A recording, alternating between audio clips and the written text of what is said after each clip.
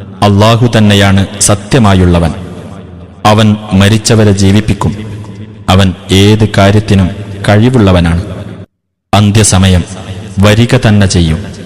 അതിൽ യാതൊരു സംശയവുമില്ല.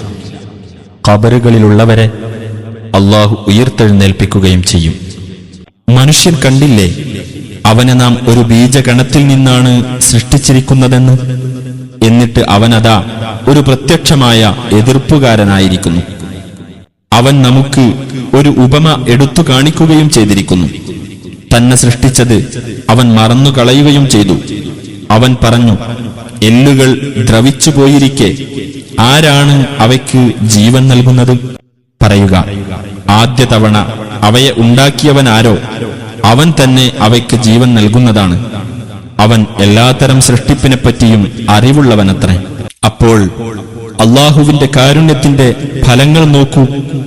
ഭൂമി നിർജീവമായിരുന്നതിനു ശേഷം എങ്ങനെയാണ് അവൻ അതിന് ജീവൻ നൽകുന്നത്? തീർച്ചയായും അത് ചെയ്യുന്നവൻ മരിച്ചവരെ ജീവിപ്പിക്കുക തന്നെ ചെയ്യും. അവൻ ഏത് കാര്യത്തിനും കഴിവുള്ളവനത്രേ. ആത്മാവുകളെ അവയുടെ മരണവേളയിൽ അല്ലാഹു പൂർണ്ണമായി ഏറ്റെടുക്കുന്നു, മരണപ്പെടാത്തവയെ അവയുടെ ഉറക്കത്തിലും. എന്നിട്ട് ഏതൊക്കെ ആത്മാവിന് അവൻ മരണം വിധിച്ചിരിക്കുന്നുവോ അവയെ അവൻ പിടിച്ചുവെക്കുന്നു. മറ്റുള്ളവയെ നിശ്ചിതമായ ഒരു അവധി വരെ അവൻ വിട്ടയക്കുകയും ചെയ്യുന്നു. തീർച്ചയായും അതിൽ ചിന്തിക്കുന്ന ജനങ്ങൾക്ക് ദൃഷ്ടാന്തങ്ങളുണ്ട്. ആകാശങ്ങളും ഭൂമിയും സൃഷ്ടിക്കുകയും അവയെ സൃഷ്ടിച്ചതുകൊണ്ട് ക്ഷീണിക്കാതിരിക്കുകയും ചെയ്ത അല്ലാഹു മരിച്ചവരെ ജീവിപ്പിക്കാൻ കഴിവുള്ളവൻ തന്നെയാണെന്ന് അവർക്ക് കണ്ടുകൂടെ? അതെ, തീർച്ചയായും അവൻ ഏതു കാര്യത്തിനും കഴിവുള്ളവനാകുന്നു. കാഹളത്തിൽ ഊതപ്പെടും. അപ്പോൾ ആകാശങ്ങളിലുള്ളവരും ഭൂമിയിലുള്ളവരും ചലനമറ്റവരായിത്തീരും, അല്ലാഹു ഉദ്ദേശിച്ചവരൊഴികെ.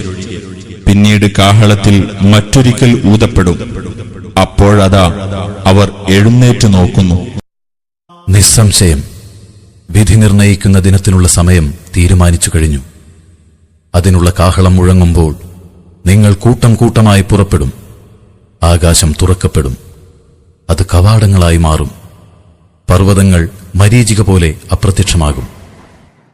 ദൃഷ്ടികൾ താഴ്ന്നുപോയവരായ നിലയിൽ ഖബറുകളിൽ നിന്ന് നാലുപാടും പരന്ന വെട്ടുകിളികളെന്നോണം അവർ പുറപ്പെട്ടുവരും. വിളിക്കുന്നവന്റെ അടുത്തേക്ക് അവർ ധൃതിപ്പെട്ട് ചെല്ലുന്നവരായിരിക്കും. സത്യനിഷേധികൾ അന്ന് പറയും, ഇതൊരു പ്രയാസകരമായ ദിവസമാകുന്നു. അവരെ വിട്ട് ഭൂമി പിളർന്നു മാറിയിട്ട് അവർ അതിവേഗം വരുന്ന ദിവസം. അത് നമ്മെ സംബന്ധിച്ചിടത്തോളം എളുപ്പമുള്ള ഒരു ഒരുമിച്ചുകൂട്ടലാകുന്നു. കാഹളത്തിൽ ഊതപ്പെടും.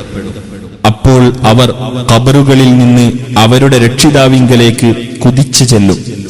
അവർ പറയും, നമ്മുടെ നാശമേ, നമ്മുടെ ഉറക്കത്തിൽ നിന്ന് നമ്മെ എഴുന്നേൽപ്പിച്ചതാരാണ്? ഇത് പരമകാരുണികൻ വാഗ്ദാനം ചെയ്തതാണല്ലോ. ദൈവദൂതന്മാർ സത്യം തന്നെയാണ് പറഞ്ഞത്. അത് ഒരൊറ്റ ഘോര ശബ്ദം മാത്രമായിരിക്കും.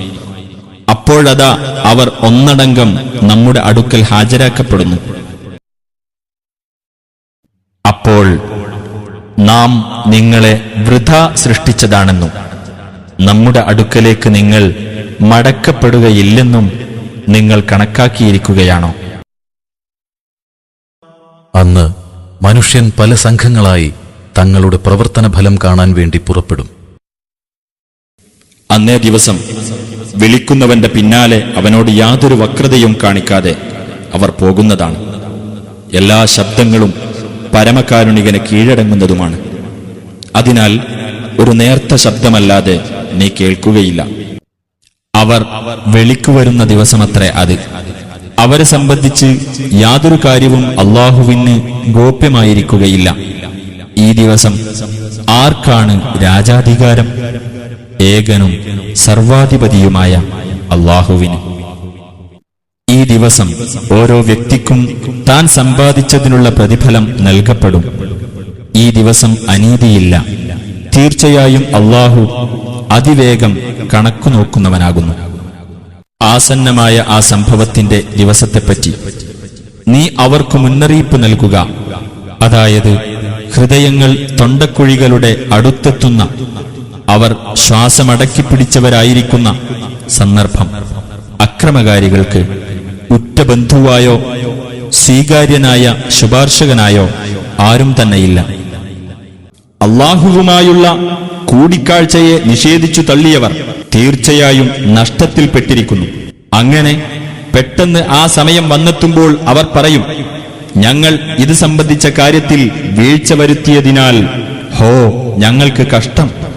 അവർ അവരുടെ പാപഭാരങ്ങൾ അവരുടെ മുതുകുകളിൽ വഹിക്കുന്നുണ്ടായിരിക്കും. അവർ പേറുന്ന ഭാരം എത്രയോ ചീത്ത. നിന്റെ രക്ഷിതാവിന്റെ മുമ്പാകെ അവർ അണിയണിയായി പ്രദർശിപ്പിക്കപ്പെടുകയും ചെയ്യും. അന്ന് അവൻ പറയും, നിങ്ങളെ നാം ആദ്യ തവണ സൃഷ്ടിച്ച പ്രകാരം നിങ്ങളിതാ നമ്മുടെ അടുത്തു വന്നിരിക്കുന്നു. എന്നാൽ നിങ്ങൾക്ക് നാം ഒരു നിശ്ചിത സമയം ഏർപ്പെടുത്തുകയേ ഇല്ല എന്ന് നിങ്ങൾ ജൽപ്പിക്കുകയാണ് ചെയ്തത്. ജനങ്ങൾക്ക് അവരുടെ വിചാരണ ആസന്നമായിരിക്കുന്നു. അവരാകട്ടെ അശ്രദ്ധയിലായിക്കൊണ്ട് തിരിഞ്ഞുകളയുന്നവരാകുന്നു. ഓരോ മനുഷ്യനും അവന്റെ ശകുനം അവന്റെ കഴുത്തിൽ തന്നെ നാം ബന്ധിച്ചിരിക്കുന്നു. ഉയിർത്തെഴുന്നേൽപ്പിന്റെ നാളിൽ ഒരു ഗ്രന്ഥം നാം അവനു വേണ്ടി പുറത്തെടുക്കുന്നതാണ്. അത് നിവർത്തിവെക്കപ്പെട്ടതായി അവൻ കണ്ടെത്തും. നീ നിന്റെ ഗ്രന്ഥം വായിച്ചു നോക്കുക. നിന്നെ സംബന്ധിച്ചിടത്തോളം കണക്ക് നോക്കാൻ ഇന്ന് നീ തന്നെ മതി എന്നവനോട് അന്ന് പറയപ്പെടും. കർമ്മങ്ങളുടെ രേഖ വയ്ക്കപ്പെടും. അപ്പോൾ കുറ്റവാളികളെ അതിലുള്ളതിനെപ്പറ്റി ഭയവിഹ്വലരായ നിലയിൽ നിനക്ക് കാണാം. അവർ പറയും, അയ്യോ ഞങ്ങൾക്ക് നാശം, ഇതെന്തൊരു രേഖയാണ്! ചെറുതോ വലുതോ ആയ ഒന്നും തന്നെ അത് കൃത്യമായി രേഖപ്പെടുത്താതെ വിട്ടുകളയുന്നില്ലല്ലോ. തങ്ങൾ പ്രവർത്തിച്ചതൊക്കെ രേഖയിൽ നിലവിലുള്ളതായി അവർ കണ്ടെത്തും. നിന്റെ രക്ഷിതാവ് യാതൊരാളോടും അനീതി കാണിക്കുകയില്ല. അന്ന് നിങ്ങളെ വിചാരണയ്ക്കായി ഒരുമിച്ച് കൂട്ടുന്നതാണ്. അന്ന് നിങ്ങളുടെ ഒരു രഹസ്യവും രഹസ്യമായിരിക്കില്ല. ആർക്കാണോ തന്റെ ജീവിതരേഖ വലതുകൈയിൽ നൽകപ്പെടുന്നത് അവൻ പറയും, ഇതാ എന്റെ ജീവിതരേഖ എടുത്തു വായിച്ചുകൊള്ളൂ. അങ്ങനെ അവൻ സംതൃപ്തമായ ജീവിതത്തിലെത്തിപ്പെടുന്നു, അഥവാ ഉന്നതമായ സ്വർഗത്തിൽ. അതിലെ പഴങ്ങൾ സമീപസ്ഥമായിരിക്കും. നിങ്ങൾ മതിമറന്ന് തിന്നുകയും കുടിക്കുകയും ചെയ്തുകൊള്ളുക. കഴിഞ്ഞ കാലത്ത് നിങ്ങൾ ചെയ്ത നന്മകളുടെ ഫലമാണത്. എന്നാൽ ആരുടെ ജീവിതരേഖയാണോ ഇടതുകൈയിൽ നൽകപ്പെടുന്നത്, ഹാ, ഇങ്ങനെയൊരു രേഖ എനിക്ക് കിട്ടിയിരുന്നില്ലെങ്കിൽ എത്ര നന്നായിരുന്നു എന്ന് അവൻ വിലപിക്കും. എന്റെ നന്മതിന്മകളുടെ കണക്ക് എന്താണെന്നറിയാതിരുന്നെങ്കിൽ എന്നവൻ ആശിക്കും.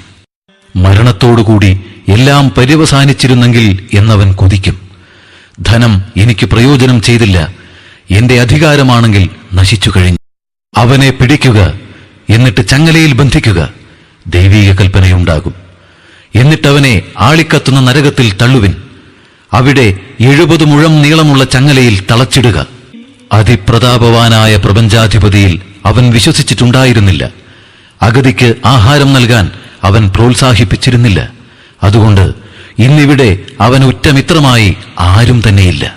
നരകവാസികളിൽ നിന്ന് പൊട്ടിയൊലിക്കുന്ന ദുർനീരല്ലാതെ ഭക്ഷണമൊന്നില്ല. കുറ്റവാളികൾക്കല്ലാതെ അത് ഭക്ഷിക്കാൻ സാധ്യമല്ല. ഉയിർത്തെഴുന്നേൽപ്പിന്റെ നാളിൽ നീതിപൂർണമായ തുലാസുകൾ നാം സ്ഥാപിക്കുന്നതാണ്. അപ്പോൾ ഒരാളോടും ഒട്ടും അനീതി കാണിക്കപ്പെടുകയില്ല. കർമ്മം ഒരു കടുകുമണി തൂക്കമുള്ളതാണെങ്കിലും നാം അത് കൊണ്ടുവരുന്നതാണ്. കണക്ക് നോക്കുവാൻ നാം തന്നെ മതി. അന്നത്തെ ദിവസം കർമ്മങ്ങൾ തൂക്കി കണക്കാക്കുന്നത് സത്യമായിരിക്കും. അപ്പോൾ ആരുടെ തുലാസുകൾ ഖനം തൂങ്ങിയോ അവരാണ് വിജയികൾ. ആരുടെ തുലാസുകൾ ഖനം കുറഞ്ഞുവോ അവരാണ് ആത്മനഷ്ടം നേരിട്ടവർ. നമ്മുടെ ദൃഷ്ടാന്തങ്ങളുടെ നേരെ അവർ അന്യായം കൈക്കൊണ്ടിരുന്നതിന്റെ ഫലമത്രേ അത്. നന്മയായും തിന്മയായും താൻ പ്രവർത്തിച്ച ഓരോ കാര്യവും തന്റെ മുമ്പിൽ ഹാജരാക്കപ്പെട്ടതായി ഓരോ വ്യക്തിയും കണ്ടെത്തുന്ന ദിവസത്തെക്കുറിച്ച് ഓർക്കുക. തന്റെയും ആ ദുഷ്പ്രവൃത്തിയുടെയും ഇടയിൽ വലിയ ദൂരമുണ്ടായിരുന്നെങ്കിൽ എന്ന് ഓരോ വ്യക്തിയും അന്ന് കൊതിച്ചു പോകും. അല്ലാഹു തന്നെപ്പറ്റി നിങ്ങൾക്ക് താക്കീത് നൽകുന്നു. അല്ലാഹു തന്റെ ദാസന്മാരോട് വളരെ ദയയുള്ളവനാകുന്നു. ചില മുഖങ്ങൾ അന്ന് പ്രകാശപൂരിതമായിരിക്കും, സന്തോഷഭരിതവും ചിരിച്ചുല്ലസിക്കുന്നതുമായിരിക്കും. എന്നാൽ ചില മുഖങ്ങൾ അന്ന് പൊടിപുരണ്ടതും ഭീതി പൂണ്ടതുമായിരിക്കും. അവരത്രേ ധിക്കാരികളായ സത്യനിഷേധികൾ. ഓരോ വ്യക്തിയും തന്റെ സ്വന്തം കാര്യത്തിനായി വാദിച്ചുകൊണ്ടുവരുന്ന ഓരോ വ്യക്തിക്കും താൻ പ്രവർത്തിച്ചതെന്തോ അത് നിറവേറ്റിക്കൊടുക്കപ്പെടുന്ന, അവർ അനീതിക്ക് വിധേയരാകാത്ത ഒരു ദിവസത്തിൽ സുഹൃത്തുക്കൾ ആ ദിവസം അന്യോന്യം ശത്രുക്കളായിരിക്കും, സൂക്ഷ്മത പാലിക്കുന്നവരൊഴികെ. അവരെല്ലാവരും അല്ലാഹുവിങ്കലേക്ക് പുറപ്പെട്ടു വന്നിരിക്കുകയാണ്. അപ്പോഴതാ ദുർബലർ അഹങ്കരിച്ചിരുന്നവരോട് പറയുന്നു, തീർച്ചയായും ഞങ്ങൾ നിങ്ങളുടെ അനുയായികളായിരുന്നല്ലോ. ആകയാൽ അല്ലാഹുവിന്റെ ശിക്ഷയിൽ നിന്ന് അല്പമെങ്കിലും നിങ്ങൾ ഞങ്ങളിൽ നിന്ന് ഒഴിവാക്കിത്തരുമോ? അഹങ്കരിച്ചിരുന്നവർ പറയും, അല്ലാഹു ഞങ്ങളെ നേർവഴിയിലാക്കിയിരുന്നെങ്കിൽ ഞങ്ങൾ നിങ്ങളെയും നേർവഴിയിലാക്കുമായിരുന്നു. നമ്മെ സംബന്ധിച്ചിടത്തോളം നാം ക്ഷമകേട് കാണിച്ചാലും ക്ഷമിച്ചാലും ഒരുപോലെയാകുന്നു. നമുക്ക് യാതൊരു രക്ഷാമാർഗവുമില്ല. കാര്യം തീരുമാനിക്കപ്പെട്ടു കഴിഞ്ഞാൽ പിശാച് പറയുന്നതാണ്, തീർച്ചയായും അല്ലാഹു നിങ്ങളോട് ഒരു വാഗ്ദാനം ചെയ്തു, സത്യവാഗ്ദാനം. ഞാനും നിങ്ങളോട് ഒരു വാഗ്ദാനം ചെയ്തു. എന്നാൽ നിങ്ങളോട് ഞാൻ ചെയ്ത വാഗ്ദാനം ഞാൻ ലംഘിച്ചു. എനിക്ക് നിങ്ങളുടെ മേൽ യാതൊരു അധികാരവും ഉണ്ടായിരുന്നില്ല. ഞാൻ നിങ്ങളെ ക്ഷണിച്ചു, അപ്പോൾ നിങ്ങളെനിക്ക് ഉത്തരം നൽകിയെന്നു മാത്രം. ആകയാൽ നിങ്ങൾ എന്നെ കുറ്റപ്പെടുത്തേണ്ട, നിങ്ങൾ നിങ്ങളെ തന്നെ കുറ്റപ്പെടുത്തുക. എനിക്ക് നിങ്ങളെ സഹായിക്കാനാവില്ല, നിങ്ങൾക്ക് എന്നെയും സഹായിക്കാനാവില്ല. മുമ്പ് നിങ്ങൾ എന്നെ പങ്കാളിയാക്കിയിരുന്നതിനെ ഞാനിതാ നിഷേധിച്ചിരിക്കുന്നു. തീർച്ചയായും അക്രമകാരികളാരോ അവർക്കാണ് വേദനയേറിയ ശിക്ഷയുള്ളത്. ആകാശം ഉരുക്കിയ ലോഹം പോലെ ആകുന്ന ദിവസം, പർവ്വതങ്ങൾ കടഞ്ഞെടുത്ത രോമം പോലെ ആയിത്തീരുന്ന ദിവസം, അന്ന് ഒരു ഉറ്റ സ്നേഹിതനോടും ഒന്നും ചോദിക്കാൻ സാധ്യമല്ലാത്ത ദിവസം. അവരെ പരസ്പരം കാണിച്ചു കൊടുക്കും. സ്വന്തം സന്താനങ്ങളെ ജാമ്യം നൽകിയിട്ടെങ്കിലും ആ ശിക്ഷയിൽ നിന്ന് രക്ഷ നേടാൻ ഓരോരുത്തരും ആഗ്രഹിച്ചു പോകും. തന്റെ സഹധർമ്മിണിയെയും സഹോദരങ്ങളെയും തനിക്ക് അഭയം നൽകിയിരുന്ന ഉറ്റ ബന്ധുക്കളെയും ഭൂമിയിലുള്ള മുഴുവൻ ആളുകളെ നൽകിയിട്ടെങ്കിലും ആ ശിക്ഷയിൽ നിന്നും രക്ഷ നേടാൻ അവൻ കൊതിക്കും. അതെ, അത് ആളിക്കത്തുന്ന നരകമാണ്. തലയുടെ തൊലി അതുരച്ചു കളയുന്നു. ദൈവമാർഗത്തിൽ നിന്ന് പിന്നോട്ടു പോവുകയും പുറംതിരിഞ്ഞു നിൽക്കുകയും ചെയ്യുന്നവരെയും ധനം ശേഖരിച്ച് ദൈവമാർഗത്തിൽ ചെലവഴിക്കാതെ സൂക്ഷിച്ചു വെക്കുന്നവരെയും അത് മാടി വിളിക്കും. മനുഷ്യരെ, നിങ്ങൾ നിങ്ങളുടെ രക്ഷിതാവിനെ സൂക്ഷിക്കുക. ഒരു പിതാവും തന്റെ സന്താനത്തിന് പ്രയോജനം ചെയ്യാത്ത, ഒരു സന്തതിയും പിതാവിന് ഒട്ടും പ്രയോജനകാരിയാവാത്ത ഒരു ദിവസത്തെ നിങ്ങൾ ഭയപ്പെടുകയും ചെയ്യുക. തീർച്ചയായും അല്ലാഹുവിന്റെ വാഗ്ദാനം സത്യമാകുന്നു. അതിനാൽ ഐഹിക ജീവിതം നിങ്ങളെ വഞ്ചിച്ചു കളയാതിരിക്കട്ടെ.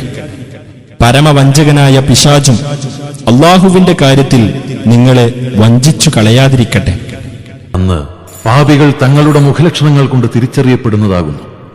അന്ന് അവരുടെ പാദങ്ങളും ഉച്ചിയും പിടിച്ചു വലിച്ചിഴക്കപ്പെടുന്നതാകുന്നു. ആ ദിവസം കുറ്റവാളികളെ ചങ്ങലകളിൽ അന്യോന്യം ചേർത്ത് ബന്ധിക്കപ്പെട്ടതായിട്ട് നിനക്ക് കാണാം. അവരുടെ കുപ്പായങ്ങൾ കറുത്ത കീല് അഥവാ ടാർ കൊണ്ടുള്ളതായിരിക്കും.